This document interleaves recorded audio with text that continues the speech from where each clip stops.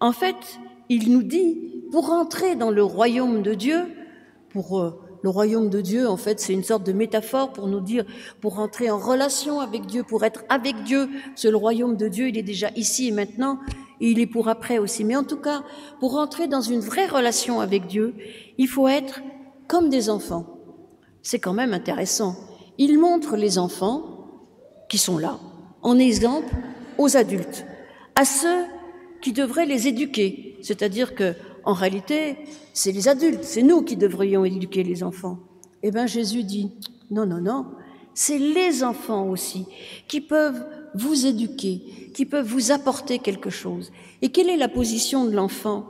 La position de l'enfant, c'est quand même une grande dépendance. C'est-à-dire que le nouveau-né, il est complètement dépendant de ses parents, et puis petit à petit, il va grandir, il va croître pour arriver à être complètement indépendant. Si on a bien fait notre boulot de parents. C'est pas toujours simple, mais bon. Enfin, moi, j'en ai des assez âgés. Par moments, j'ai l'impression qu'ils sont pas toujours très dépendants, mais bon, c'est aussi les mystères de la famille.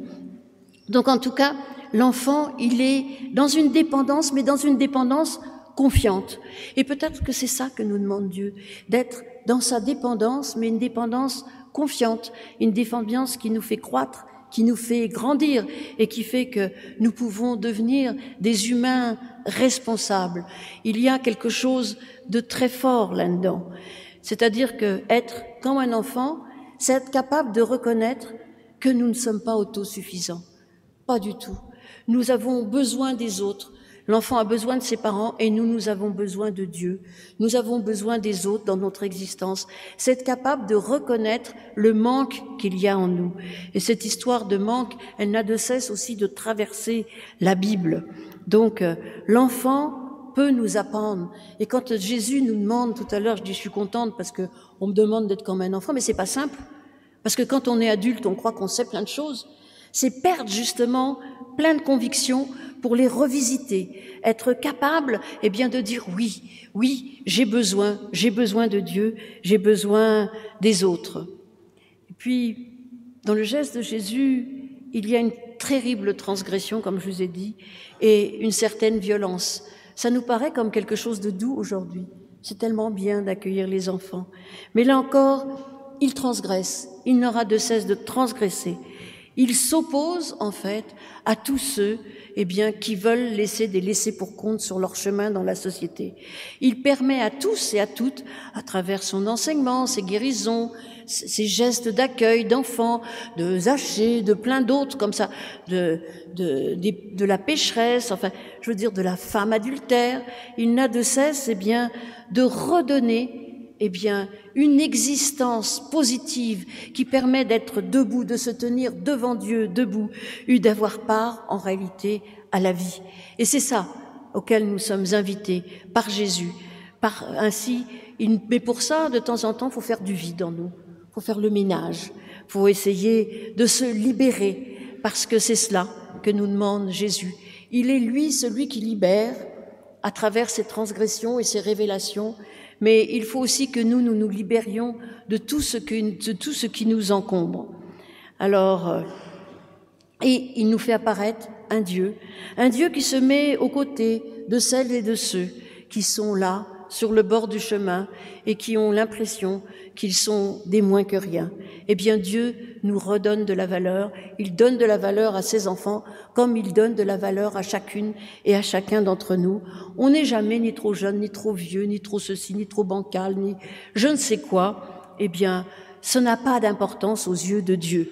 Peut-être que c'est pas toujours simple à vivre dans la société, mais aux yeux de Dieu, nous sommes aimés de la même manière. Et du coup, nous sommes invités à aimer tout le monde de la même manière, de voir dans l'être humain qui est en face de nous, même lorsqu'il semble être quelqu'un de pas forcément très bien, eh bien, de voir cette part qu'il y a à aimer en lui et que Dieu aime. Puis j'ai dit tout à l'heure le contexte. Si vous lisez juste après, eh bien, juste après, il y a l'histoire du jeune homme riche. Alors celle-là, à l'école biblique, tout le monde la connaît. Je ne sais pas si vous la connaissez, mais bien des gens la connaissent. C'est un jeune homme qui vient voir Jésus puis qui dit « Que dois-je faire pour avoir la vie éternelle ?» Alors Jésus dit commandement, voilà. Alors lui, il dit, bah oui, j'ai tout bien fait, j'honore mes parents, je vole pas, etc., etc. Bon.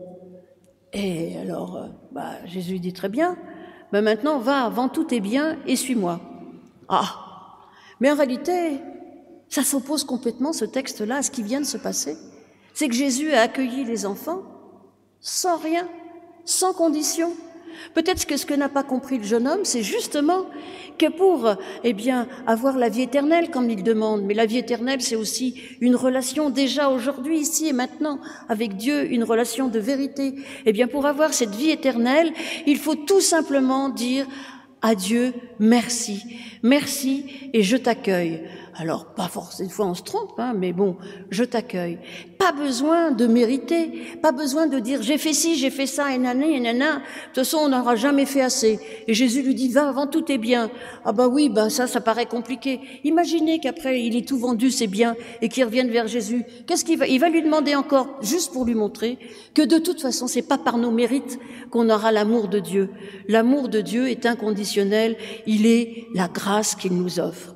Et c'est pour ça, je terminerai par là, cette grâce-là me semble tellement belle, tellement forte dans ce texte. Je terminerai par là parce que je rappellerai, j'ai dit que les enfants, dans le judaïsme, ils n'avaient pas de l'époque de Jésus, et ils n'avaient pas une grande importance. Parce que, en fait, les enfants, ils commençaient à être importants quand ils atteignaient l'âge adulte spirituel, dans les synagogues, c'est-à-dire au moment de la bar mitzvah pour les garçons ou la bat mitzvah pour les filles. Qu'est-ce que c'est que la bar mitzvah? La bat mitzvah, ça va devenir enfant de la loi. C'est-à-dire qu'on devient adulte quand on devient enfant de la loi. C'est-à-dire, faut quand même apprendre un peu, faut savoir un peu la loi, faut avoir lu les Écritures un minimum.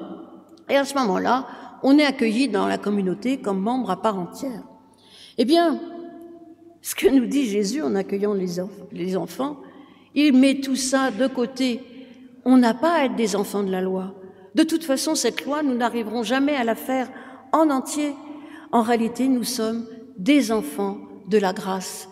Nous sommes nés sous le signe de la grâce. Dieu nous donne son esprit, son souffle de vie, sa grâce pour faire que, jour après jour, nous nous sentions accueillis, nous nous sentions bénis, nous nous sentions dans ses bras, dans les bras de Dieu. Et en effet, nos enfants ne sont pas sous le signe de la loi, ils sont sous le signe de la grâce. Et comme nous sommes tous des enfants, nous sommes tous sous le signe de la grâce et de l'amour de Dieu. Amen.